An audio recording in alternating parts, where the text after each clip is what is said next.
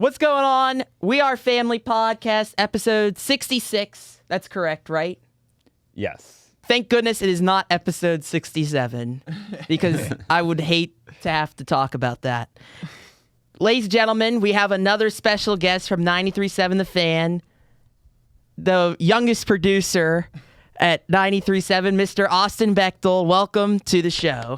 Thank you, guys. Great to be with you. Thank to be with you. We've been meaning to get this. We had like a 30 email chain trying to get this together. 30 emails long, and it was all worth it because it's brought us to this moment. So we're all going to ask you some questions because there's a lot to get into about how you got here and your path. So talk about a little bit about like your passion for radio and for sports and why you wanted to pursue this career. Yeah, so I'm 24.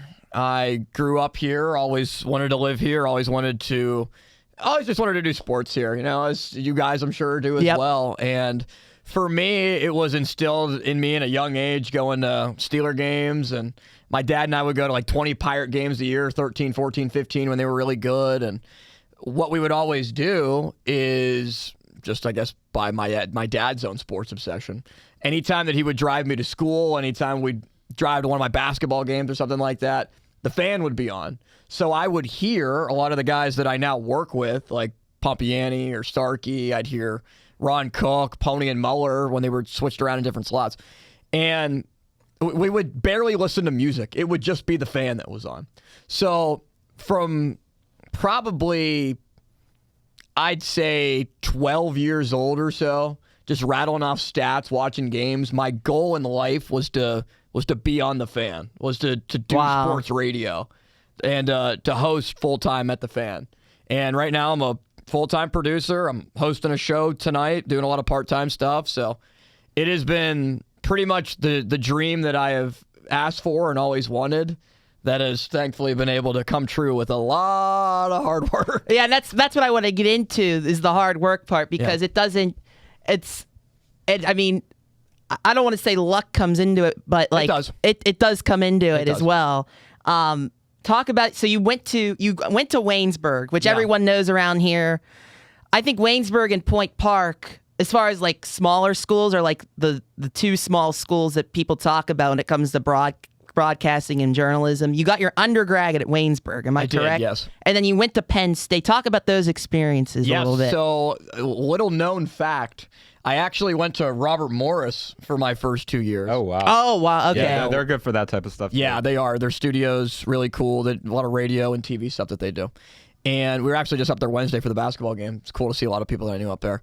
But I was there my first 2 years. I won the Newcomer of the Year award my freshman year, which I guess can go to anybody, but mostly, I guess, freshmen. So I won that, became the assistant sports editor my sophomore year. And then who gave out that award? Like the university? It was kind of the department. Oh, okay. The Department of Communications gave that out.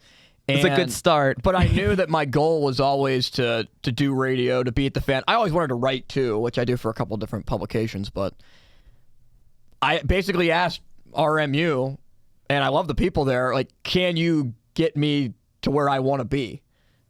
Because I was seeing like where some job placements were and stuff like that, and they were putting people into a lot of TV jobs and a lot of TV producing stuff and some writing gigs, but not in sports radio, where Waynesburg was. So I communicated with Waynesburg. I probably knew a couple of weeks before the semester ended at RMU that I was going to transfer. I didn't tell anybody because I figured it would be like a big hoopla, but I decided probably around the beginning or middle of April that it would be best to transfer to Waynesburg. And it was a very hard decision, which, you know, I basically went into the portal before transfer portal and NIL became a thing. I mean, it's got to be uncomfortable because you get into a new place and you're kind of gelling there, and it's like, well, this is what it's going to take for me to advance. Right. And that's a big move. Like, I had thoughts previously, like, is this a decision that I should make, and is this a place that I should go? And when I went there, and again, it wasn't like I was going there and they're like, hey, we're going to hand this to you. It was all, as long as, you know, you work your behind off and do everything possible to, you know, prove yourself to a lot of different people. One, in the department at Waynesburg, and two, to the people. So we had one of the news anchors at KDKA worked at Waynesburg, Melinda Roeder, who does TV out in TOJ in Altoona right now. And she worked at KDK Radio, so she got me an interview for a part-time producing position at KDKA. So I worked there for a year. But on the first day, I probably shouldn't have done this. I don't recommend this. But on the first day that I was hired, they gave us like interviews with all the department heads. So like you could speak with everyone who runs the music stations, the sports station, and the news station. And I said to Craig Riley, our boss, on that first day, I was like, I know I'm working at KDKA, but I want to be at the Fan very soon, like as soon as I can. And about less than a year later, Craig reached out and was like, hey, I was at the ACC tournament covering Pitt, and he said, would you like to start producing some stuff with us? And I was like, boom, that'd be great. Yeah. So what you mentioned luck, and this is a very long answer to what you asked, and I probably haven't discussed half of it. I'll get to it. But when that ultimately happened, and so somebody left. Matt Cole was the producer of the midday show with Cook and Joe, and he decided to leave in January of 2024.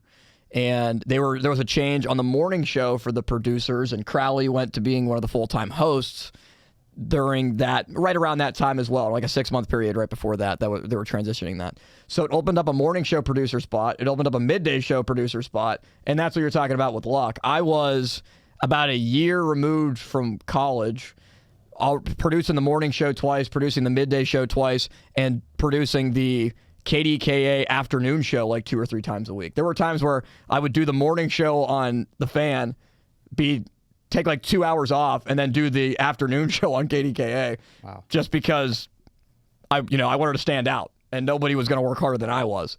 So ultimately it is a lot of luck, how hard you work, and the positions that and you put knowing the yourself right in. people. And knowing the right people is very important. Yeah. You mentioned Penn State. Yeah. So I graduated from Waynesburg 2023. I am getting my master's online at Penn State for strategic communications. I will graduate in May. And there you go. It's just another avenue to, try to explore, and I want to try to teach at the college level.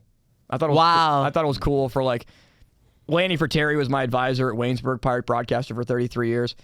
He was in the business for so long and was still in it and still being able to teach. And Melinda Roeder, who helped me out with the KDKA stuff, was in the field and also teaching. So I don't know. I think it'd be cool to be able to do something like that. And I always wanted to go to Penn State, so I thought, it's kind of the best of both worlds I can get. So you never were actually on campus at Penn State. No, it was just all online. I didn't realize that. I've been on campus a lot, plenty of times, but no actual communication classes online. Or in person. I just would not be able to do it with, like, I feel like if I would have went to Penn State, as much as it would have been great, I would not be where I am now. With being able to be at the Fan, the connections to the Fan, being local so that I could drive back and work at KDK a couple times a week to be able to have that opportunity open up. So that's something that you guys could try to take advantage of already being in the city. That's big compared to people that are, at schools that are a lot further. And Penn State's huge. Yeah, it's hard to be noticed at Penn State. Yeah, I don't know if I would have done well with that. Yeah. Because I came from a small grade school, and, Baldwin's not the biggest school in the world, but, I came from knowing everybody at school, and I like having that at a small school too, both at Waynesburg and at RMU. We'll talk about Lanny a little bit, because everybody I've talked to Waynesburg is like I've learned so much from Lanny, but he's a character too, and he'll grill you. Oh yes, that's what I've heard. Yeah, Lanny's a great guy. If he grills you very tough and he goes right at you, it means he cares, and it means that he sees a lot of potential in you. At least that's what I've been told, because I was grilled a couple of times, and I was like, why? Why is he coming right at me? It made sense, though, ultimately, for me. A little bit further down the road, but no, he's been great, man. He basically gave me the playbook for a bunch of play-by-play stuff and how you want to call a game and the style that you want to do it by. And, yeah, I don't know where I'd be without Lanny, but he's somebody that, for being a Pirate broadcaster for 33 years, I think really he knows how to connect with students and give back, and he's retired now. He retired in the last year, but man, from Waynesburg? From Waynesburg. Oh, I didn't even know that. Yeah, or maybe I did and I forgot. Yeah, he just retired, and I think it was last year. Maybe it was December of last year that he retired. Yeah, so he's still around helping out a little bit, but not in more of the full-time capacity that he was in when I was there for my 2 years. You guys have any? Yeah, I don't want to ask all the questions. Also, could you touch on some of your other, like, I know you do stuff with Baldwin, but your other, like, your writing stuff, who you write for, and what you like about that stuff? Yeah, so I do our Baldwin basketball games. I did football for 5 years. I've done basketball for 5 years for our Fighting Highlander Sports Network and 10-Band TV. So I write for our Pittsburgh Sports Now, Nittany Sports Now affiliate, the Penn State site, and I do 2 SB Nation sites for the Pirates and the Steelers stuff. Peyton did a little bit of Pirate stuff. I did for a little bit. He did for a little bit. And I was like, that's a whole other story we don't need to get into. But I'm trying to do other things now, so we'll see what happens. It's busy being in college and trying to write. Do a lot of things. It can get really hectic. Oh, absolutely. Yeah. But yeah, so I write for those 3 places and do a lot of PA announcing stuff too, and play-by-play. Where are you PA announce? Did you do it Baldwin? I do Baldwin, PA. I've done Whitfield volleyball championships the last 2 years. Yeah, that's about it. I do D3 football on KDK Plus for I heard you the President's Athletic Conference. Yeah, so I do like a lot of W&J, a lot of Grove City games, and done a Waynesburg home game last year. That was cool to be able to go back there and do that. Well, I kind of want to ask real quick, like, of all the sports you cover, whether you're PA announcing, whether you're talking about on the fan or writing about, is there any that you look forward to the most, or one that you like the most to cover? Yeah, that's tough because they're so different. A lot of the jobs, like being on the fan and doing podcasting and hosting shows is a lot different than if you're doing play-by-play for a game. It's the same concept. You're talking into a microphone and talking about something, but the structure of it and the way you prepare is completely different. I like doing play-by-play basketball because I talk very fast and basketball is very fast. So it just kind of, my tone and my diction for that is, it just kind of flows good for me. Plus, I like hosting shows, whether it be by myself or with somebody else. Those are probably the 2 most critical things that I like to do, and write columns. That's fun too. What's the biggest thing you've learned about as far as like getting comfortable on air, as far as like being a radio host and then doing play-by-play? PA announcing's a whole different kind of thing, but how have you gotten comfortable with that? Because this is another thing I wanted to mention. After this, you're going to do your 6 o'clock radio show, which how many times a week do you typically do that? It depends, because sometimes we have Pitt basketball on during the week. When the Pirate season comes around, the Pirates will be on probably 4 nights out of the 5 a week, so there'll be less opportunities to do that. But 6 to 10:35. Usually once a week, and I've done a Saturday show for the last 3 weeks or so, other than last week, but typically do a Saturday show every couple of months, 2 or 3 shows every month or so. So, like, how did you get comfortable doing that? Like, what's some of the tips you could give the people watching at home and us? You guys said you're on episode number 66, the Mario Lemieux edition. I'm wow. Sure, I should have thought of that. Here's the thing. I think that I'm sure you guys would say that episode 66 probably flows a lot better than episode 5. Right? Or episode 12. Yeah. Because just the more you do it, the more comfortable that you're going to be, right? It's the same with anything, So repetition is very important, but also you got to prepare. I'll have probably, what I like to do on Twitter is if I see something that I know I want to talk about, I'll bookmark it. So I will my bookmarks are just whatever happened with the NHL trade deadline today, what happened in the Pirate game today, if Jake Mangum, we had him on the show today, if there was anything huge that Mangum said that I tweeted or somebody else tweeted, I'll have that bookmarked, and then I'll just throw it into a rundown where I make sure that every segment that I do, I have it written down and blocked out what the topic is. Now, depending on what the segment is, if it's, like I have something tonight where, was it a good idea for the Pirates to actually let go of McCutchen and not bring him back? So a lot of that I already have accumulated, just in my mind based on what I want to talk about and stats that I know about McCutchen and stuff like that.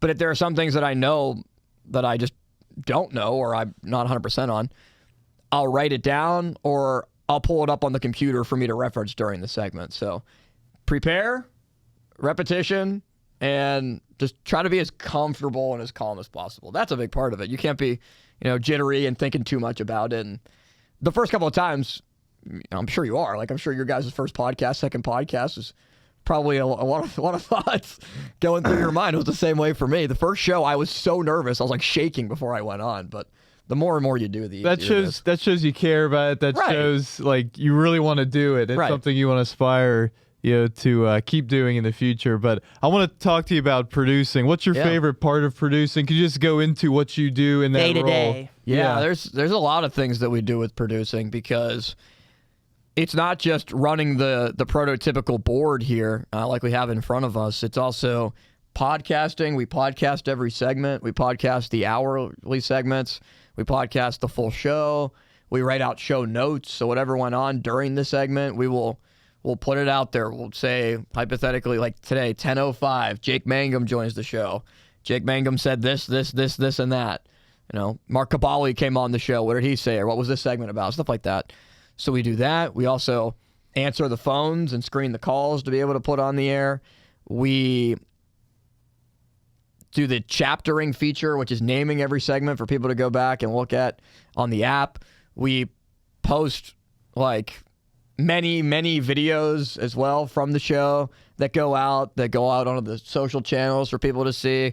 We're constantly updating the social media channels when people are about to jump on the show, just to, like, if people have the fan on notifications, they can just see, all right, we're having, Cabali's coming on the show in 5 minutes, so people know that they can just tune in immediately if they're not already, to be able to listen to that.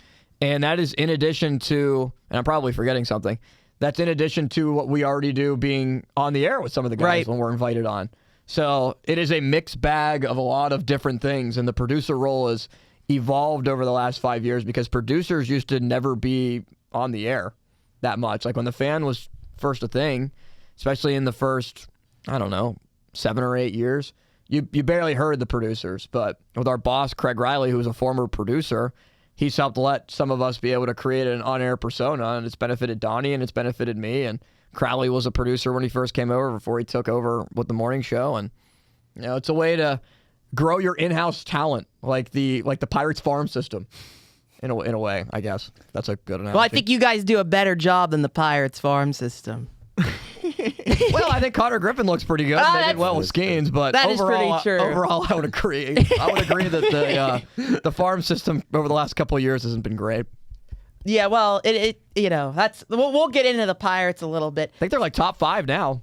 Well, I think in farm systems. So they someone ranked them number 1. Yeah, I did see that. My thing is, like, outside of Griffin, it may be Seth Hernandez. But who's the hitter? You Valdez? guys, Valdez? but like the big issue has been who are the offensive pieces in the minor leagues? Yeah, there haven't been any. And the problem is there's always these guys that do well in the minor leagues, and then they come up, and it's just it's a crap show. Yeah, or it's Henry Davis, who was drafted for his bat and now can't hit, and didn't have a glove in college, and now is only a glove. I don't even know how to make sense of that. Yeah. His career has been wild so far, to say the least. Mm-hmm. Yeah, so, one other thing I want to talk about, because you're on the Pomp and Joe show. Yeah. First of all, where did the City Limits nickname come from? And just talk about your relationship with Pomp and Joe Starkey. Yeah, so I was walking over here. A guy recognized me on the street, maybe because I'm wearing my fan shirt, and said, "City Limits." And you would not believe how many times that happens in a given week. I love it. That's pretty cool. But the City Limits nickname came about because Starkey is notorious for giving producers nicknames. Why? I don't know. Are they needed? Probably not, but they stick. So he came up with City Limits because he tried so many other names, and I just didn't like any of them, where City Limits sounded kind of cool, and it's compared to the Austin City Limits Music Festival they do in Texas. So I'm told. I'd never heard of it before this. But yeah, it's like a big music ensemble that they have in Texas, and that's where City Limits came from, which is morphed into Limits, which is morphed into the Limitless Wonder, which is morphed into Wonder Twin, which is morphed into City Sweeper. Don't ask any questions about any of that, because I don't understand it either. That's a lot to unpack there. I know. That's a lot of nicknames. Yeah. Let's break this down from a fundamental standpoint. But no, it's all in good fun, and I like people come up to me and just call me Limits, and it's cool, and I like it, but I would like some people to know me as Austin, too. That's okay. On this podcast, we know you as Austin There we go. Bechtold. So talk about Pop and Joe and what you've learned from them in that experience. Man, a lot. I've learned a lot from Joe on like how to ask questions. Don't make your questions too long. Make it, as upfront and pointed as possible without it, coming off the wrong way. And Joe has a really good way of being able to construct questions. Bob is just so good with everybody. One thing that I've realized hanging out with Bob and going to events with him is we could be at a random restaurant. We could be doing a station event, and the workers know Bob. And people will just randomly come up to Bob, and he knows everybody. So that's one thing that I've kind of taken away is, always be good to people. Not just because you have the job, but because that's just what we all should do, is just be good to people. And I think just the style that those two act with, like Joe is one of the most quirky, unique people I have ever met. And he is authentically himself, whether he is yawning on the air, talking about the vending machine not working for 10 minutes and swallowing up all his money. It's just what makes him him. And there's no fakeness to Joe. There's no fakeness to Bob. And if you try to be fake and unrealistic on the air and stuff like that, people will sniff it out easily. And that's one thing that Lanny taught me too, but I think those guys definitely embody it. All right, well, with that being said, with all that great information, you all know about Austin Bechtold now, right? Yeah. We all get a good feel for what this guy's all about. Yeah, I think I've touched on pretty much everything, I would think. Let's talk some ball. Oh, yeah. And we've been talking a lot of Pirates the last few weeks, so I want to talk about the Steelers specifically because, the NFL draft is in less than 50 days. Yeah. And next week is free agency. So there'll be a lot of moves being made throughout the league. I want to talk about the QB situation. Yeah. I know. It's not good. I've something I do want to talk to you about specifically because I don't quite understand your take on it. Okay. Let's get into the quarterback situation because this is what I want to address. What is it with you and Drew Aller? Why do you love this guy so much? Well, so there's a lot of levels of the onion to unpeel on this. So maybe it's because of how closely I follow Penn State and stuff like that, and I was out at the Rose Bowl when he was the backup to Sean Clifford, and they won that game, and that's what really made me fall in love with Penn State football. But I was at the Peach Bowl, I was at the Orange Bowl, I was at the home playoff game. I've been all the highs and lows of Drew Aller's career, Big Ten championship. And there's just something, you can't teach 6'5" that can throw the ball 70 yards in the air and can move the way he does. And the coaching staff how do I truly want to start this? I think Drew Aller was kind of a victim of his circumstance. Now, at the same time, it wasn't the coaching staff that threw that horrendous interception against Oregon. It wasn't the coaching staff that threw that terrible interception that me from my seat in the second row in the end zone knew Drew Aller was going to throw a pick before he even threw the pick against Notre Dame in the final seconds of that game for Notre Dame to kick a game-winning field goal. I just feel like the traits are there. The ability is there. The coaching was never there. And the system that Penn State ran over the last 2 years was more in line to Bo Pribula, run-around quarterbacks, guys who could run a read option, mobile guys who could run, take off, and were okay playing in a system that was more a run-heavy offense. That's not Drew Aller. That's just not how he plays. That's not how he's built. He's not a guy that is going to take off and run like Lamar Jackson. And that's basically what they tried to make him to be. And all these check down throws and not throwing the ball deep. The offense was just not catered to that. James Franklin has a lot of Mike Tomlin in him where it's let's play defense, let's run the ball, and Drew just don't turn it over. Make a couple of big plays for us, but don't do anything dumb for us. Don't turn the ball over. And when Drew was able to just let it rip in that game against Oregon when they were down 2 touchdowns late in the game to send it into overtime, it was just bang, bang, bang right down the field. Easy. Some of that was scrambling and taking off with his legs, and he definitely needs coaching.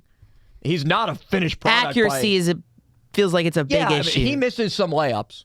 Yeah. He does. There are some layups that he misses. But if you're trying to bank on talent for a second or a third round pick, I think he's probably the most talented quarterback in the draft. Like, Fernando Mendoza is the best quarterback in the draft by far. he'll probably have the better NFL career. But if you're talking just pure talent standpoint, Aller's always had it. I just don't think he's gotten a lot of help. And the wide receivers that he had, too, were very poor. Yeah. No wide receiver caught a pass in a national championship semifinal game. Oh, that's right. Like, how is that possible for a wide receiver for a team that is in the Final Four in a Big Ten school to not catch a pass? And the receivers that they went out and got this year somehow weren't better. They overpaid the guy from USC who made one really good catch against, I think it was, I don't even know, that game that they played in Vegas. He made one great one-handed catch early in the season and ended up getting like a bag to be able to go to Penn State and had a really down year. And the guy they got from Syracuse, Pena, had more of a better year late in the season with Grunkemeyer. Look, Aller's not a finished product by any regard. There are a lot of things that he has to work on. But if Mike McCarthy is this quarterback whisperer that we're all being told that he is, why can't he work with a 6'5", 230 guy with great traits? Yeah, you know? I mean, he's if you can get him in the third round, I mean, why not? Like, you could, to me, like I'm willing to take flyers based off talent. Yeah, and I think a lot, like I'm not going to sit here and say, oh, I'm this big Drew Aller guy, but I feel like a lot of people overhate him. It's just kind of like, oh, he's this bum, and he's not. I mean, he started for a very prestigious school at the time until all this stuff happened. But yeah, like, don't get me wrong, like, he did not win the biggest games, and that's a question that all 32 GMs should ask him. Why?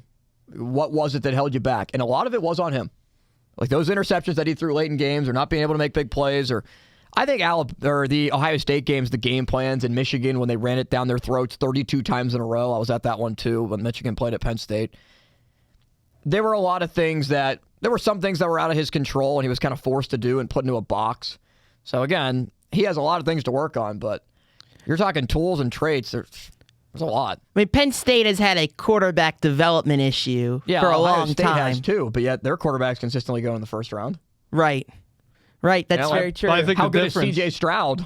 I think the difference is the wide receivers that Ohio State has had compared to Penn State, which has been such a weakness recently. I mean, you had times where it was Olave, Jackson Smith and Jigba, Marvin Harrison, like all on the same bench, like all on the same roster.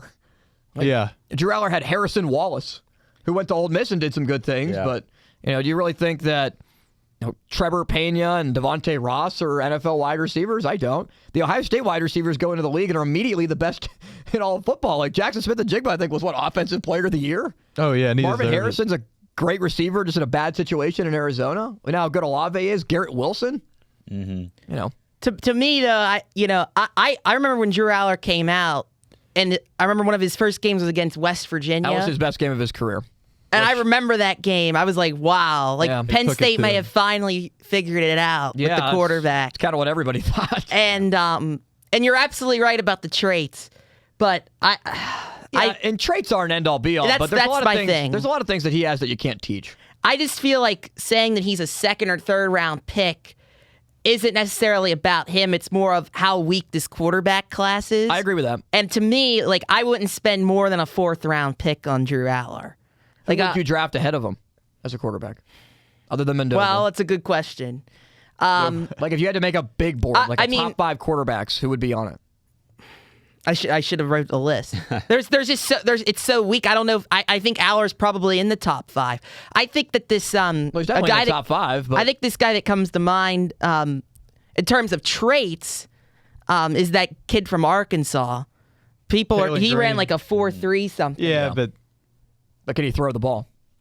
He was really wild at Arkansas. I don't know. It is really weak, and it was so funny because everybody was saying. And I would say Trinidad Chambliss, but he's not going to be in. They somehow knows what's going on with Chambliss. Like, they're still fighting that. Yeah, NCAA. So I think that because your point is someone is probably going to reach on him, even someone will. After what was his injury? Was it an ACL? No, it was a broken ankle. That's also bad too. And his season shortened, so we really never got to see him potentially bounce back from adversity with a new coach because Franklin, his last game was Franklin's last game. Correct. Yeah, against Northwestern.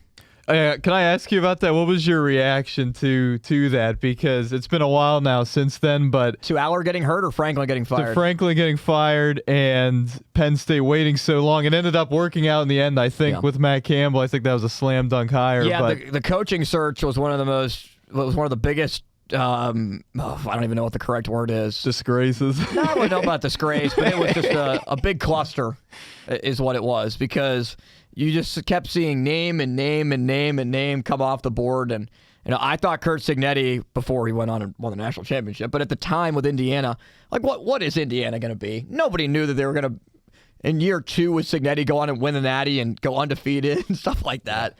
So as it currently stood, it made sense that maybe Cignetti would take the job. And, you thought Indiana would maybe falter, lose a couple of games, they don't make the playoff, whatever. Then Matt Rule apparently turns them down. I never wanted him anyway, but they're in talks with the BYU coach, Starkey. Like, that would not have been a good fit. Matt Campbell makes a lot of sense because he's from Northern Ohio. He understands the area. He can recruit the area. They need to win in the backyard, which they haven't done yet. At least, Keemon Spell's going to Georgia after it seemed like the crystal ball was putting him at Penn State, and that's a whole other topic.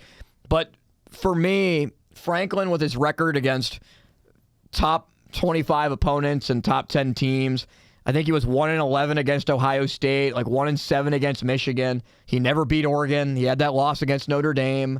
I don't put the Notre Dame loss on him, but it was time to go for James Franklin. It was time for Penn State to move on.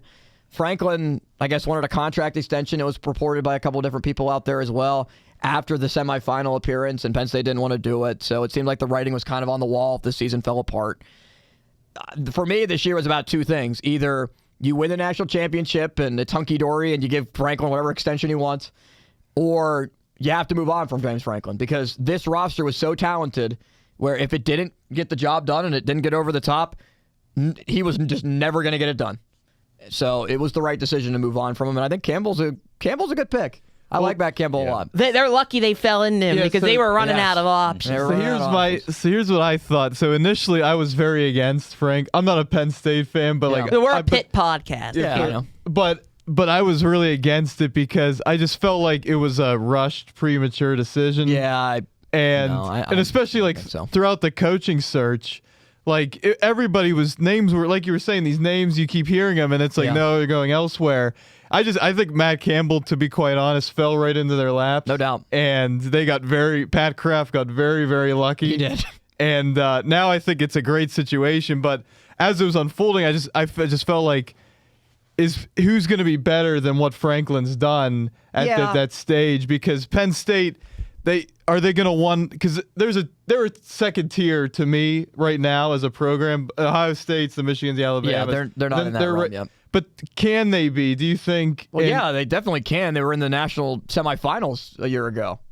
Well, they definitely can be. It's not like Campbell's probably going to recruit a lot of Ohio, Pennsylvania. They'll recruit nationally too. But you're in a recruiting hotbed at a program that has huge money, where, I don't know, maybe Franklin's gone. Maybe there'll be more money to be had for people that didn't want to support Franklin.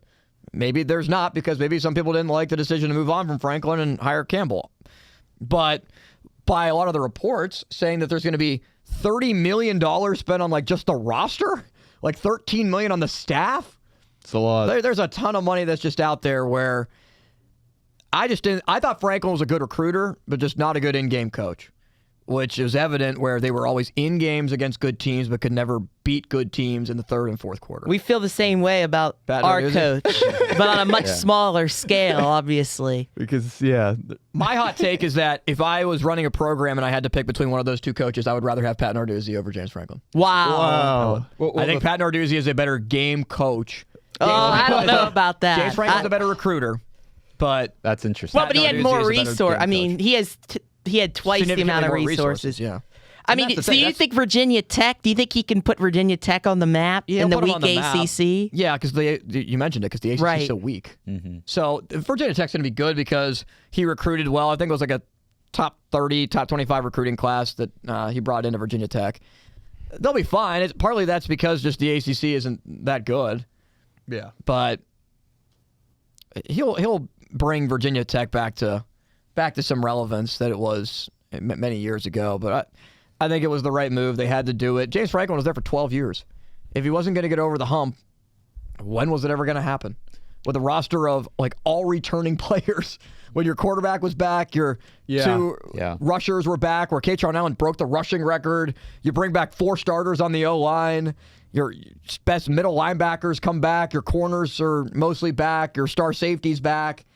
They had all the talent was defensive there. tackle was back. They had everything that you could basically ask for after losing Tyler Warren and Abdul Carter the first round, and still having that talented of a roster to make you second in the country in the AP poll to start the year.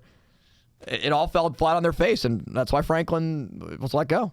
And the thing with like Franklin going to Virginia Tech now, like even with the stuff with Penn State, now Virginia Tech probably going to put some more money into their program. Oh, yeah. They're going to want to go back to where, I believe whenever Tyrod Taylor was there and before then, like where they were really good in the ACC. So I'd imagine that, I don't know about right away, but I have a feeling Virginia Tech, they're going to be a 9-10 win team in the ACC. And I think that's realistic. So they're a good. It's a great fan base too. I would love to get to Lane Stadium at some point. What's the enter Sandman? Oh yeah, no, I think that was a slam dunk hire by Virginia Tech, honestly. And I'm not even the biggest James Franklin guy. It's just they've been in the rut. I like to call him Big Game James. That was my nickname for him. Yeah, because doesn't win a big game. They always lost big games. I can't even remember what the record was. You'd think it would be permanently ingrained in my mind, but.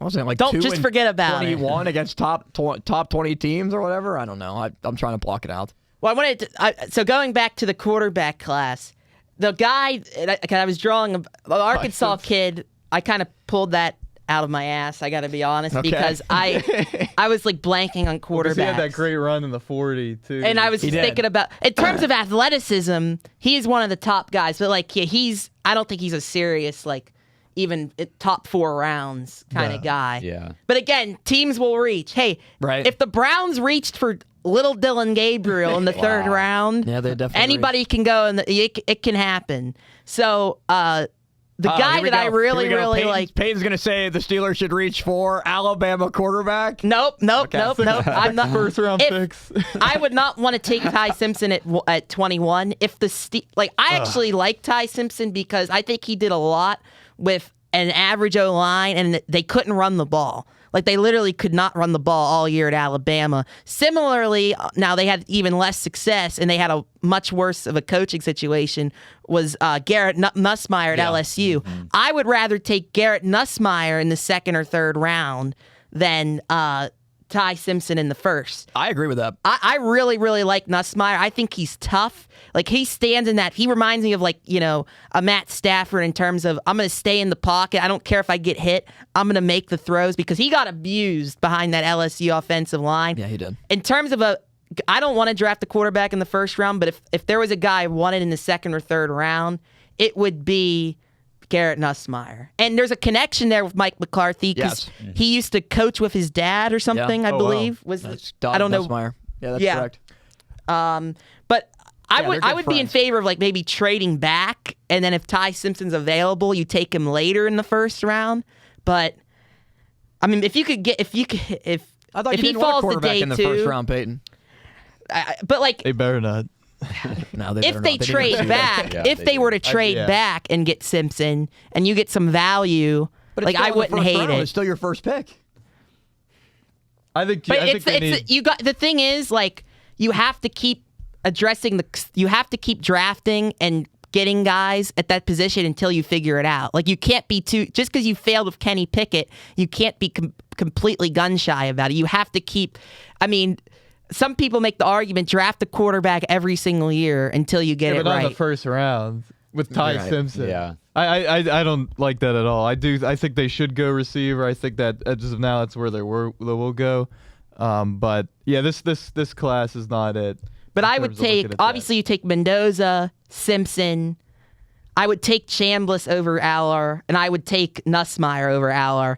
And because I'm looking at the ESPN rankings, and they have Carson Beck ahead of Aller. Whose ranking is this? I don't know who. This is ESPN. I don't know. I really don't like Carson Beck. No, he's not any good. I don't know. I think in terms of traits and potential, you have to go with Drew Aller. Yeah. But I don't know. and they have Aller 6, and then they have Talon Green 7. Cade Klubnik, absolutely terrible. not. Yeah, he's not good at all. Sawyer Robertson from Baylor was terrific. But no one's given him any attention. Well, I don't know what the scouting report on him is. He's a gunslinger. He's one of those kind of gunslinger quarterbacks. They don't run the ball at Baylor, and I don't think he's anything. But it is interesting. Like I think Aller. I would take Aller over Ty Simpson. I gotta be honest. Oh my God! Here we go. If you look at it though, like This is great. Aller's one of those, but like Ty Simpson, Nussmeier, all of them. Bro, you did not just like all say of them. that. Yeah, he did. He's correct. I'm done on That's a guy that knows ball right there. Bro, Ty Simpson. What are his traits? Well, the thing is with all three of them, like all of them probably had opportunities to transfer at some point, and none of them did. Look, I understand you're trying to make our guest happy. here. What are we talking How about? could you accuse him of that? He's giving a factual opinion Oh that my is gosh. his real, Honestly. honest idea of what he wants to What do. does Ty Simpson do? fair. Like I just don't. He's done more than Drew Aller, He's I don't. played 15 games. and he was pretty good for most of those games. There was nothing he did that impressed. He had no you. running game. You watch Aller and he does something. You're like, wow. All right, can we stop with this Alabama has no talent thing? Like, oh, their players aren't really good. Seriously? No, I'm The not saying that. the I'm team just that has saying recruited the best of anybody over I'm the just last saying 2 decades? The offense wasn't like it wasn't per se like what Mac Jones had and when he was at Alabama or what Jalen Hurts had. Like it wasn't quite up to that level. And back then, I mean, Alabama was a top 5 team. He's still throwing and they Ryan weren't. Williams on the outside. Though. Ryan Williams was not good this year. He literally wasn't good. Like people were talking, like he didn't show up this year. He's better than all 3 Penn State wide receivers combined. He's better than anybody that Garrett Nussmeier had out there. That is true.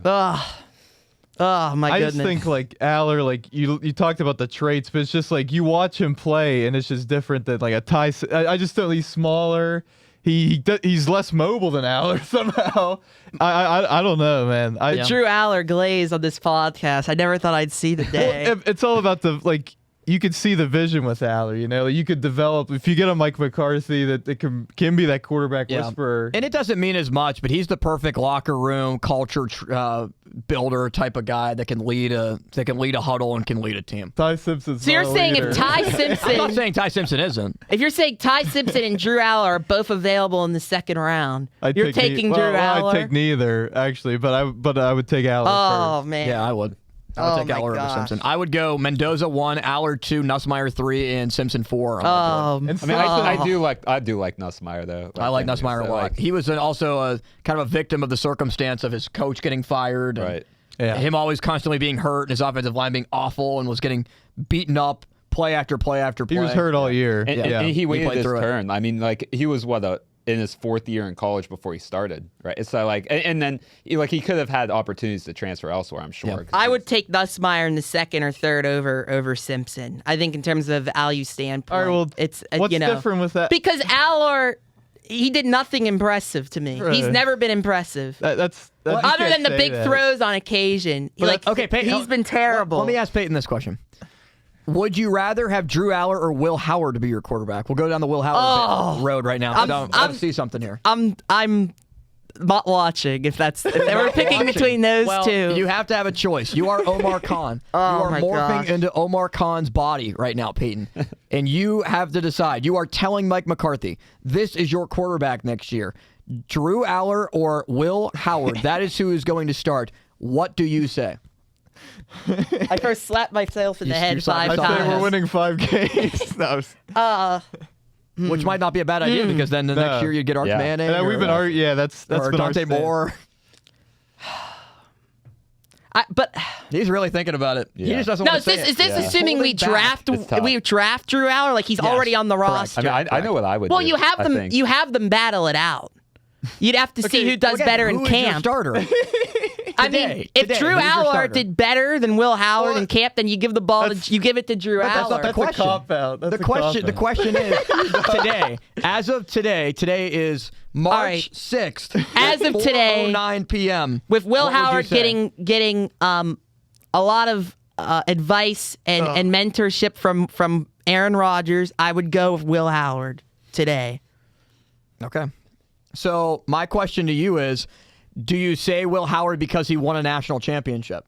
Does No. that have any factor in your mind? No, I just think because he's been developed, he's had development for a year. How has he been developed? He didn't play a preseason game. He didn't take more than a couple of camp a lot can be snaps. done in practice. This Can it when is you're a the third very string? tough question. This Really? is very I don't tough. Honestly, really- what I would You do, put me in a like, tough spot.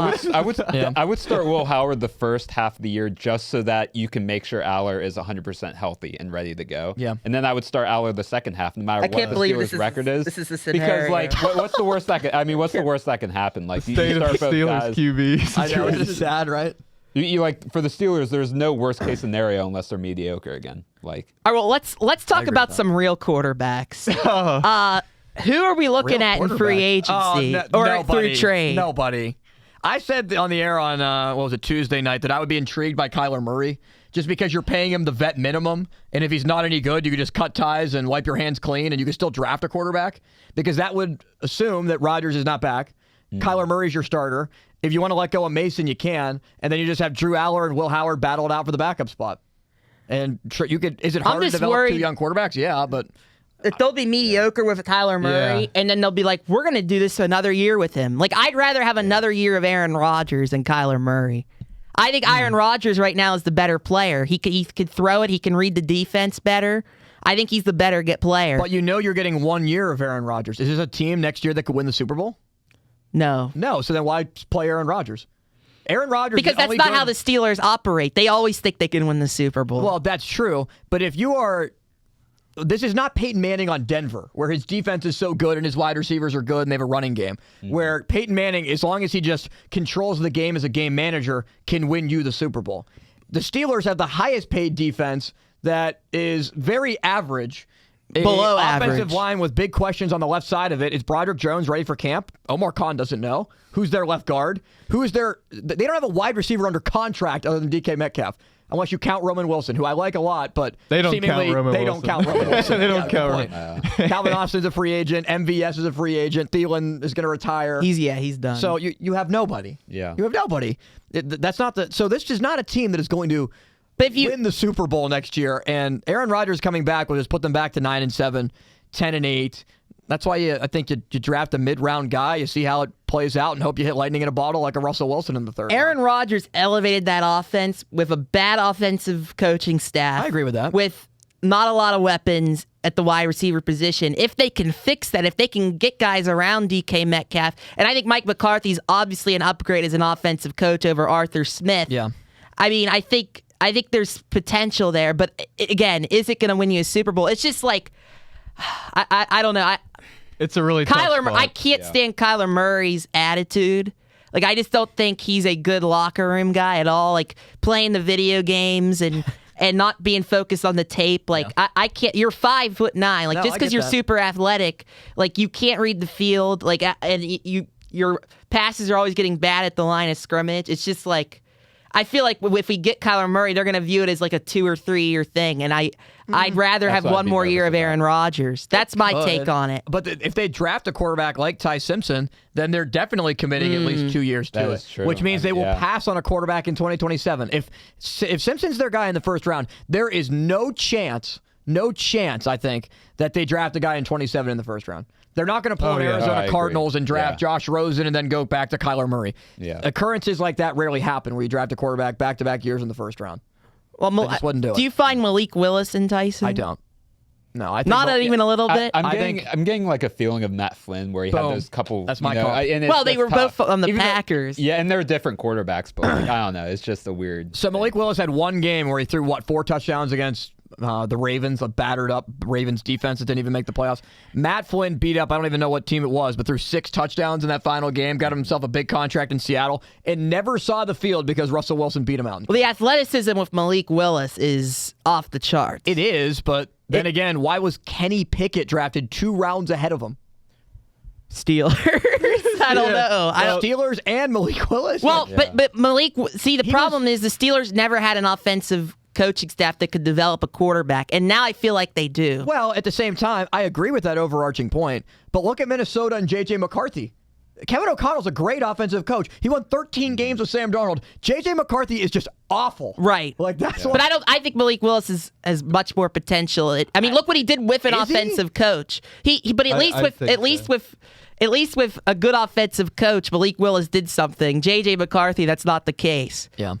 And when Malik Willis was in Tennessee, it's all about where you land for the majority of these guys. Yeah, like it's where you land, it's where the coaching, right? Like I was always a Darnold believer, but until he had Clint Kubiak in that Seattle defense, same thing with the Vikings with Kevin O'Connell. It's a part of it is like Mahomes can overcome a lot, Josh Allen can overcome a lot. Some quarterbacks cannot, and you could win with Darnold. Like clearly, you could win with Jalen Hurts. That are not the same types of players as the Burrows, the Allens, the Lamars, stuff like that.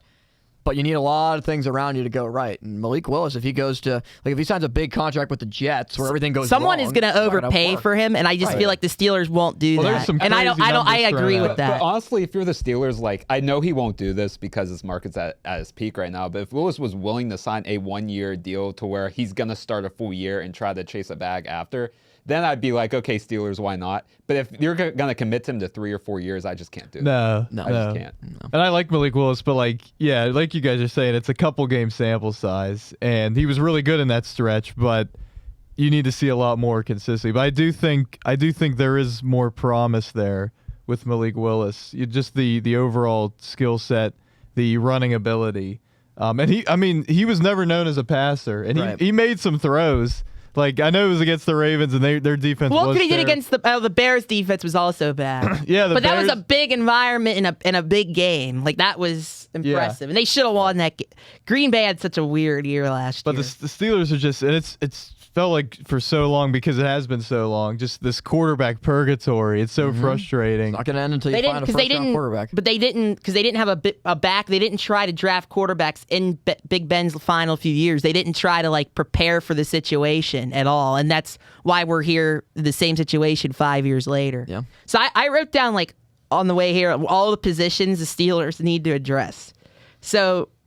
I'm sure. Did you have enough time? Yeah, I was going to say. Strong safety and free safety, because you're going to need at least one safety, because you cannot pay and maybe two, because you cannot pay Jalen Ramsey $24 million to be your safety next year. Well, he has to either restructure his contract or he has to go, in my opinion. Well, Omar Khan said that Ramsey's a part of their future. We'll see if that's actually true. They've said that about. And I like before. Ramsey, but it's not at that price. No, especially if he's not going to be a corner, and I don't think he's an outside corner anymore. Nope, and that was why I liked it when we got him, and it felt like now that trade was just replacing a declining Minka with a declining Ramsey. And now you release Jonnu Smith. I feel like that was like a nothing burger trade now that they released Jonnu Smith. And I'm glad that they did release Jonnu Smith, because they have enough tight ends.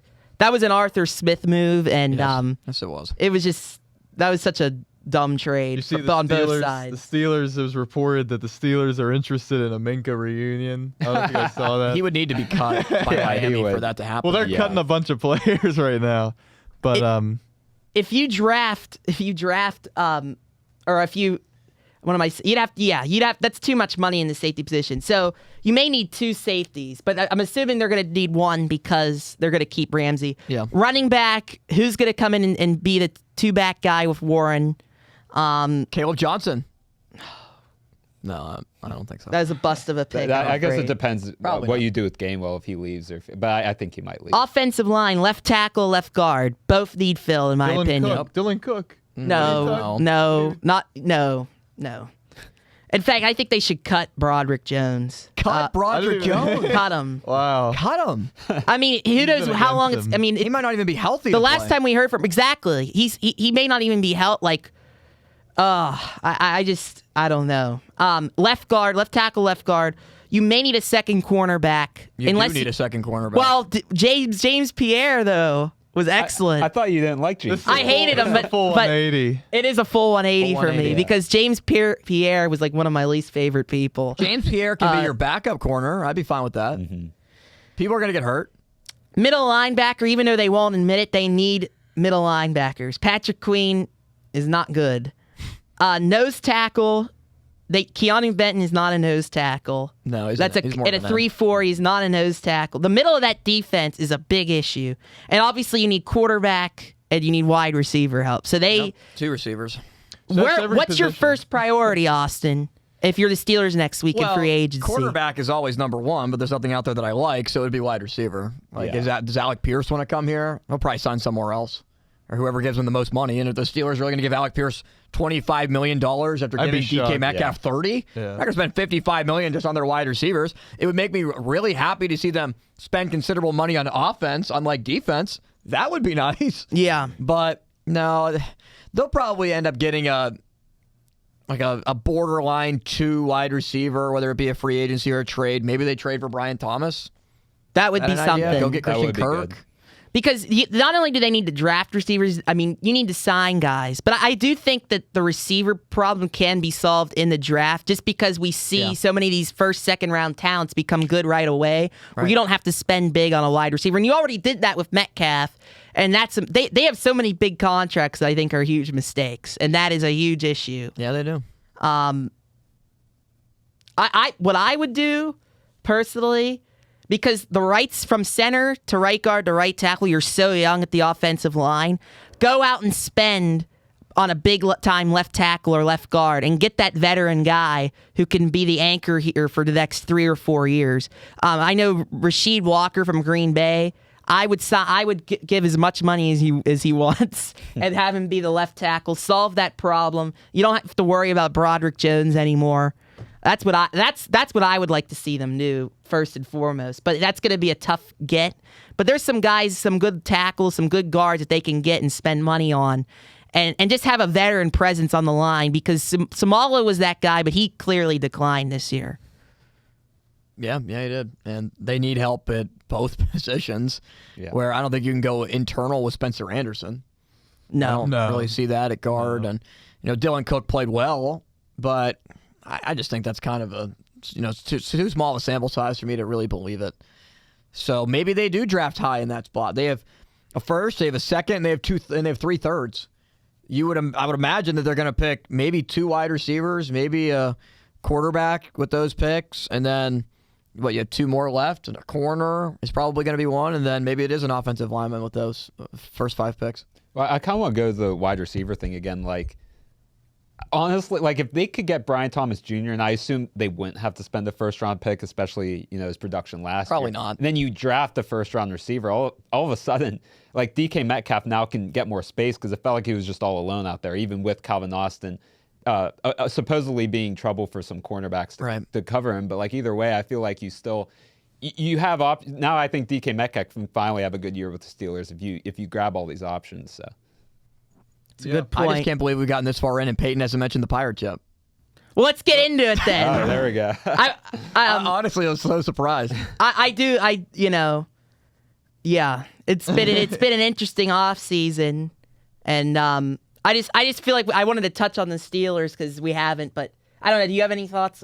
Any final thoughts of the Steelers? What they should do? No, I mean, they got to figure that out. And Omar Khan has to have a big offseason because I think that report card came out, and I think it's all too accurate where he was placed. There's been a lot of bad moves recently that have more bad moves than good. We got. Let's talk. Let's talk Buccos. Let's talk optimism. Mm-hmm. It's crazy. The Pirates are the optimistic. They're the optimistic team in this town right now because I think things are about to go downhill with this Penguins team. Me and Nate were there last night. Malkin, I don't know, he just checked out and just gave that game away. Yeah, that was bad. And then you're going to trade. I don't know, did the deadline pass? Did they trade? Yeah, they better not have traded my guy, Stuart do? Skinner. I was hoping or else I'm going to be very That's upset. a weird. I don't know what. You're still in the playoff hunt. I don't You know, need a that's guy kinda with weird. playoff experience. Exactly. I'm not a hockey guy, but that just seemed weird to me. You just got him. I don't know. They did not trade Stuart Skinner. They only made The cup is still on. They The only cup made run. one very small trade, and it was for Elmer Soderblom. Right, 3rd round. Which honestly is They gave up probably a third fine. round pick for. And he's I like mean- 6'8". Yeah, Wow. Yeah, he's a big guy. Yeah. He's a defense. I like that. all they did. I We like love the that. big guys. All right, Austin Bechtold, Pittsburgh Pirates win total. Wow. Right. Wow, just Right off the bat. right off the top. Yes. 99. No, I'm kidding. 85. Wow.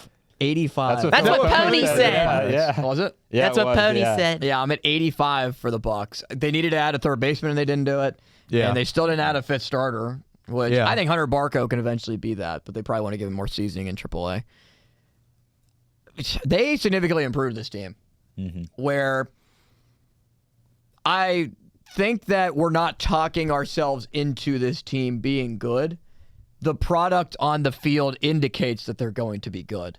Like Marcell Ozuna, if he is healthy at DH, I think is a good add. Ryan O'Hearn might be the most underrated move they made all offseason. Brandon Lau hit 31 home runs a year ago. Gregory Soto, I question in the bullpen, but they have Mason Montgomery. I think he's average. If Montgomery and Soto can be fine in the bullpen, that's still two hard-throwing lefties. Griffin will be here probably the beginning of May, maybe the middle of May. I don't think he's making the opening day roster.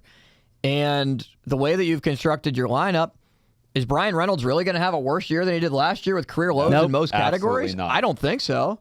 That's the one thing I would bet the house on. Yeah, like is O'Neal Cruz going to hit 200? I doubt it. Yeah.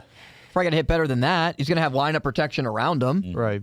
Maybe having, a lengthened lineup where he hits sixth benefits him. There's one wild card in this entire situation, and for me, it's Henry Davis. We mentioned him earlier where he has become a can't hit but really good fielder type of player. I don't even think he has a hit in spring training yet. Oh, Lord. If he can find a way to just be a average 230 average hitter or hit 12 home runs and drive in like 45, 50 runs, they will be in a very good spot. He'll be at least a 3-WAR guy. He would be a 3-WAR guy. So. I mean, that's crazy. That's like our expectation for him now. But for a 1-1. Literally, yeah. I think 85 is fair, though, based on what they did. But Jake Bell always makes this point. If they didn't draft Henry Davis, they wouldn't have been able to draft Bubba Chandler in that same draft, right, Jake? Yeah, I mean, if the Pirates were to draft a Jordan Lawler or a Marcelo Meyer, you would have spent probably, $2 or $3 more million with the first overall pick, or Jack Leiter, too. And then you don't get Bubba Chandler, who I think is going to be better than all the guys I just named. So, I mean, that's the risk that you take. And also now you have a guy that, I mean, I know you want more from the number one pick, but he's the battery mate to Skeens. And, I mean, I think to me that's important. So. And hopefully he just figures it out somehow just to be able to get better. They were like he has a new swing this spring, and it was like I was like, he had a new different? swing last year. I watched one at bat, and it was such a typical Henry Davis at bat. It was against Jake Woodford. I don't know if you remember Pirates legend Jake Woodford. In fact, O'Neal Cruz, he should have won that game in Houston. That was the turning. That's what point. turned that was the turning point in the 2024 season. Yeah. And Jake Woodford throws like 92, 93. And it was a 3-2 count, and he threw a fastball inside. He completely broke Henry Davis's bat. He little roller to shortstop. It was just like, oh boy, just typical Henry Davis. But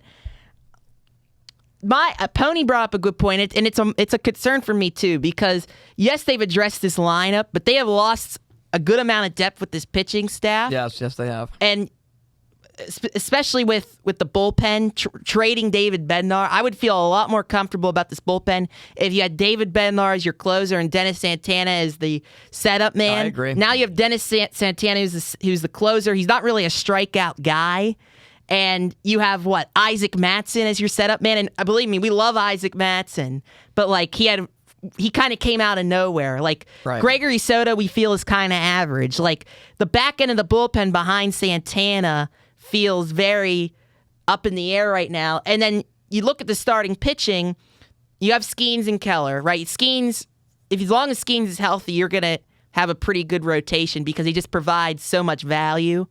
But outside of those two, we love Ashcraft and Chandler, but very young, not a lot of experience. And they don't really have that third veteran pitcher behind Skeens and Keller that you feel like that guy's going to give you 28 to 30 starts and be, a 4 ERA or less. Well, maybe. Would you rather have that type of guy, or would you rather have two young upside arms that are going to be in their first full season? I'd like to have both.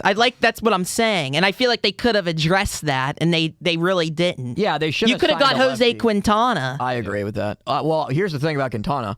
Based on the deal that he signed with the Rockies, 1 year, $6 million? You really think Jose Quintana is getting more than $6 million elsewhere? He definitely just took the money and knows he's going to get flipped at the deadline. Yeah, like he's not going to. Colorado, no pitcher. They give him that. There. I thought they gave him like something less than that. Was it $6 million? I think it was $6 million. Because the Pirates, I don't think we're going to give him $6 million. If the Pirates gave him $6 million, I think he'd be in Bradenton right now. Yeah, that's why I don't understand the Urquidy signing, because it's like he hasn't pitched in 2 years.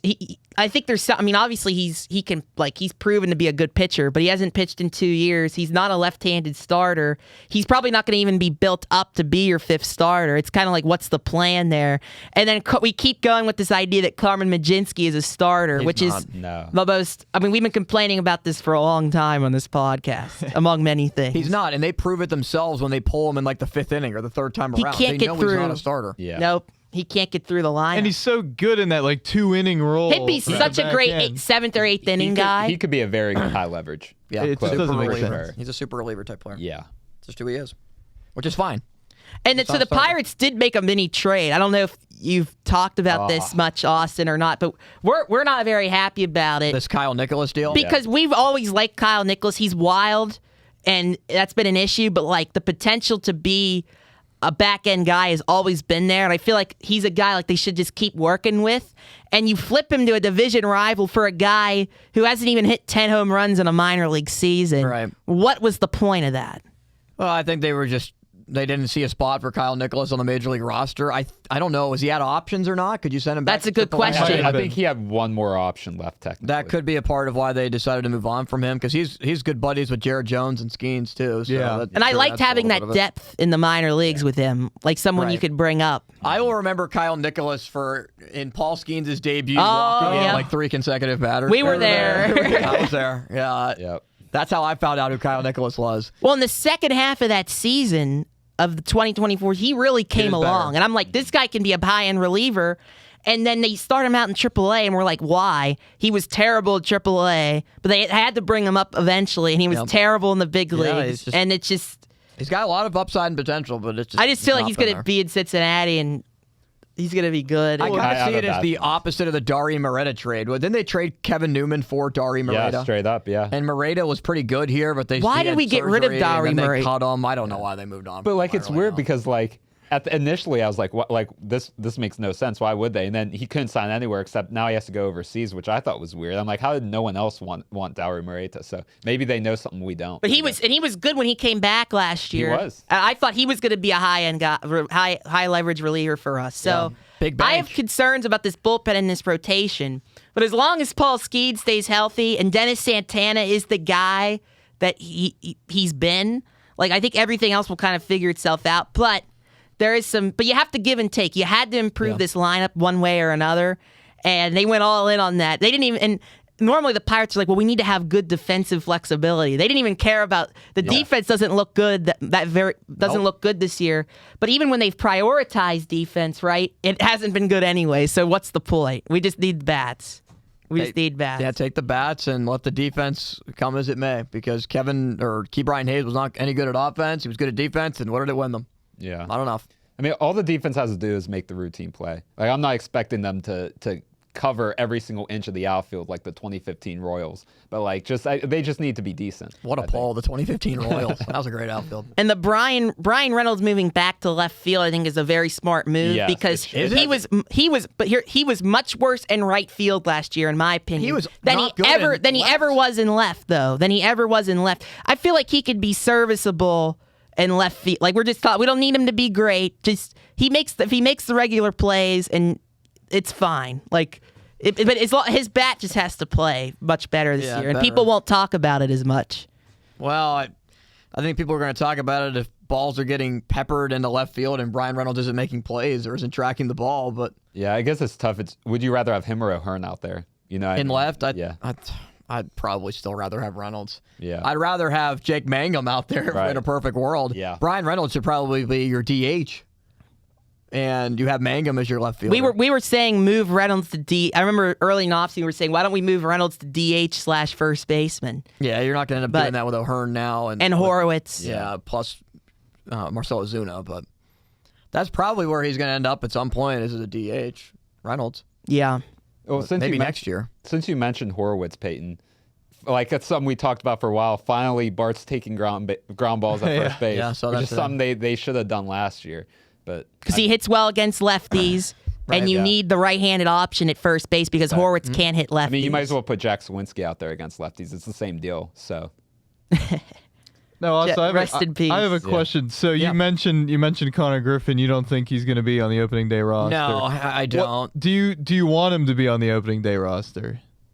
I want him to be on the opening day roster if he signs an extension. Okay. Because the Pirates, this is just the unfortunate reality of the Pirates in small market baseball.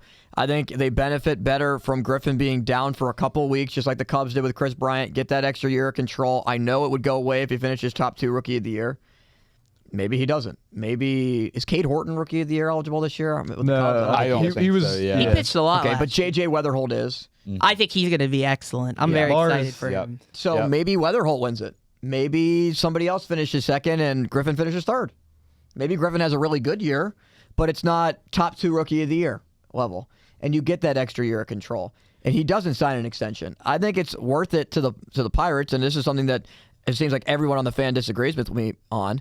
I care about 2032 in your small market Pirates because we're already having this. Should Ben Sherrington know because his job is on the line? Yes, he should, because they have shown such this blind loyalty, I think, to Ben Sherrington. What has he done other than make the right decision on Paul Skeens, where he is in year 7? So yeah, Ben Sherrington, if they win if they win 85 games this year, you could lock up Ben Sherrington for another 2 years, probably minimum. Yeah. Unless they absolutely collapse in 2027. But in his mind, his job may be on the line this year. It is. Right. So that's why I'm saying you that's maybe a reason why they bring up Connor Griffin. It could be a reason. All cards on the table. If that's the case, then Ben signed Connor Griffin to a deal then. Well, the thing with me, like, I agree. I think that having that year of control is important. I don't think Ben Sherrington will make that decision based off a year of control. I think he'll make it more on if Connor Griffin's ready. I don't think he will either. It'll probably be whether Griffin's ready. And because they can't screw it up. Like, I agree with you actually about bringing him down, but I'm just trying to look at it from their perspective as well. And there's 2 sides to it really, and I'd understand both. Well, he's also only hitting 188 in spring, and I know we're not going to be beholden to spring training stats and stuff like that, but. Look, the kid's never played over 21 games. It's a very small sample size. He's played 21 games in AA. He's not played in AAA. He can hit the ball a mile. Mm-hmm. Is he ready yet? I think when he hits the ball 460 feet. Of course, you're going to say yes, he's ready. Yeah. The worst case scenario is he comes up and stinks. With 3 works in the mind, it would be a worst case scenario, but then you're sending him likely back down with no confidence, right? I'm sure he seems like the guy that's going to have confidence regardless. But I would rather have him down in AAA for 3 weeks, let him hit the cover off the ball, and then bring him up, and there's less pressure on him, and you're just bringing him into a team that has already established itself through close to a month of baseball. And also you have to look at it this way: if Nick Gonzalez, say he's the starting shortstop and not Griffin, he's going to have a lot to play for because his job, like his starting job, is just ticking down as Griffin plays a little bit more in AAA. So I think that'll be interesting to see if he takes advantage of having that just like last chance there. Yeah, or he could always go to third. He could always play at third instead of Triolo, which I'd be okay with, as long as you can figure it out. I mentioned that, and I was like, but we were like, Gonzalez can he really play third? Are we talking about Gonzalez? Yeah, well, we'll find out. He's been taking some grounders there. Well, I'd like to see him in a couple games. I think you should have your best infield defender at short. That's always what I felt. I mean, to me, that's the toughest spot to play. And if Gonzalez can play a decent third base, I think you have Triolo at short and you don't lose any defense there. So I hear what you're saying about Griffin and everything, but part of me, and I talked about this on our last episode, I had them picture Citi Field on opening day, leading off for the Pittsburgh Pirates, Connor Griffin, and then Paul Skeens coming in the bottom half and pitching. It brings a certain energy. Oh, it does. That this franchise hasn't had offensively in a very long time. Yeah, imagine if he's there in the home opener against they play in Baltimore. That'd be sweet. But I completely agree. I've been saying it for so long now. They need to get him an extension. They need to just put it out there. 175. I think 8 and 150 would make sense. Yeah. Then maybe he'd do it. I'm just, even no matter how great the prospect is, when it comes to the bats, I never feel comfortable until I actually see it in the big leagues with the Pirates, just because they have such a horrible track record of developing hitters. I don't know. Was there anything else we wanted to discuss? Well, I'm sure there's more. I don't want to take up too much of your time. I don't know when you need to leave. Maybe just briefly about this Kutch situation, because I've seen you talk about that a little bit, and it's a complicated situation. People are mad at the Pirates. I'm not. Not as many people as I originally anticipated that there would be. Yeah, well, I think it's because people are thinking they're actually taking winning seriously. I don't know if I necessarily agree with that by not having him on the roster. Because I still think what's he gonna do? What's he gonna do? He doesn't fit on this roster. It's tough to have a backup DH that also hits the same way as their starting DH in terms of righty. I mean, if Kutch was a lefty, it would make a little bit more sense. But well, the thing for me is this: like how Alexander Canario, you could put him on a milk carton. He disappeared that much because you even forgot that he was even on the team at times. He'd play like once every 2 weeks. You're telling me that McCutchen can't be your extra guy off the bench, or 26 man that comes off and pinch hits for Jared Triolo in the 7th inning of games against a lefty, or pinch hits for, whoever it would be. Maybe it's Henry Davis, and then they throw Bart in as a defensive replacement at catcher, or Marcell Ozuna, who has had injury concerns, at least did last year, doesn't start in the lineup at least once a week in that capacity. The Rangers announced him today as an outfielder. Not as a DH, as an outfielder. So they're going to probably utilize him a little bit in right field. And the few times he did play the outfield, he looked fine. I thought he was looked fine. good. The Pirates must not have thought so because they didn't put him out there anymore. Yeah. I thought it looked fine. So that's the role that I think it would have been good for McCutchen to have. Somebody mentioned, well, would McCutchen want to do that after being an MVP with the team and all that he's meant to the team? Would he take that bench role?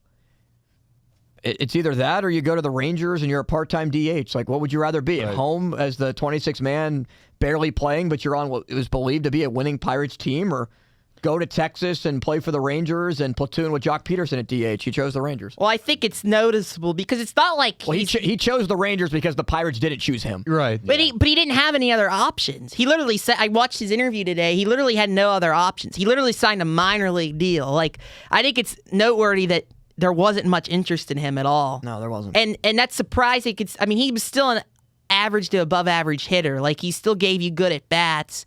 But I think what it comes down to is this is Don Kelly's team, not Derek Shelton's team. And I don't think they wanted him around in the clubhouse anymore. And I don't want to speculate why that is. We've heard some different things, but I think that they wanted different veteran leadership. And I think they would have been okay with him in the clubhouse. It was just he didn't have a spot with his bat and defensively.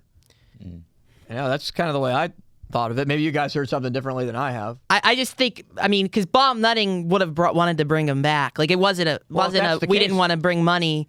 I think it was a Ben Sherrington and Don Kelly decision. They did not want him back. Okay, so if Bob Nutting wanted Andrew McCutchen back, Andrew McCutchen would have been back. If the owner is telling you this is what I want, the owner is going to get what he wants. That's true, but I don't think he was adamant enough.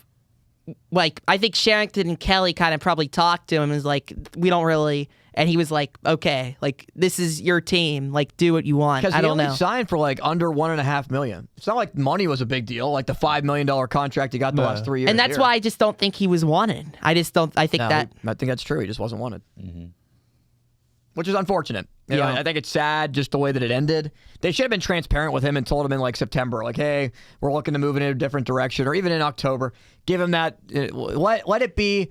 But the fact of the matter why they didn't do that is because McCutchen wants to still play. And if it was a retirement tour and it was, all right, Kutch is done, it's the beginning of September, everyone get your tickets. The Pirates handled it poorly, from a PR standpoint, for sure. I guess, I don't know what I lost my train of thought. But Kutch, I don't know. I don't know what. This is what I was going to say. I remember last year, I think I wrote about, I was like, I don't really think I think they should consider not bringing him back because, like, he can't be a top 3 or 4 hitter on this team and expect to win. And that's what he was last year. And they didn't do anything. Right. So I was like, you need to improve the lineup, and having Kutch as a starter on this team isn't gonna cut it. So that's kind of like why I'm kind of like okay at peace with it, because it's like they actually are at a position where they don't need him. Like, they are a better team without him. Yeah, they're a better team without him in the starting lineup, I think. Yeah. Could there have been a role? I think there could have been. I really do, and especially when they had Sawinski on the roster. Like, if he's one of your 12, 13 hitters, like, you can have Kutch on there instead of Jack Sawinski or something. And even whoever they put at the end of the bench now, I think Andrew McCutchen would be a better hitter. And we were saying, I mean, he was an average hitter last season. He would be an average hitter this season, I think. And I think, like you were saying, you could have him at the end of the bench if he accepts it and play once or twice a week and provide some pinch in at bats and be a spark at times. But things are looking up for the Buccos a little bit. But I do agree about the pitching concerns. I really want a fifth starter, them to get somebody else. But I do think Connor Barco, they're really looking at him as a lefty. He showed a lot of promise, high prospect. And I think Mason Montgomery, I'm high on Mason Montgomery. I think he could be something. He has all the tools. He has that fastball and the pitch mix. So Isaac Mattson, we're relying on Isaac Mattson big really time. we're relying on Justin Lawrence. He's a pit guy, Mattson. So. Justin Lawrence, yeah. I mean, if Justin Lawrence could be half of what he did in the small sample size, like that would be huge as well. That's a big if. That's a huge if. Yeah, no doubt. All right, well, I guess that'll wrap it up. You got a show to go prepare for. Yeah. So thank you guys for watching. Thank you, Austin. Thanks for having me, guys. For coming on. This was a lot of fun. And maybe we'll have you back again. That'd be great. When it's Bucktober. Bucktober, Austin Bechtold. Wait, close your eyes. Imagine it's Bucktober, Austin Bechtold in studio with he has a black Bucktober. I got a Jolly Roger I'm waving around. Yeah, you're going to bring it. We're going to put it right here in the studio. He's going to hold it the entire episode. All right, well, thank you, everyone, for watching.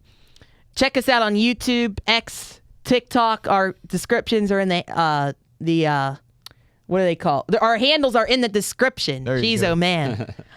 So have a great day. Thank you, Austin. Thanks, guys. Peace out, everybody.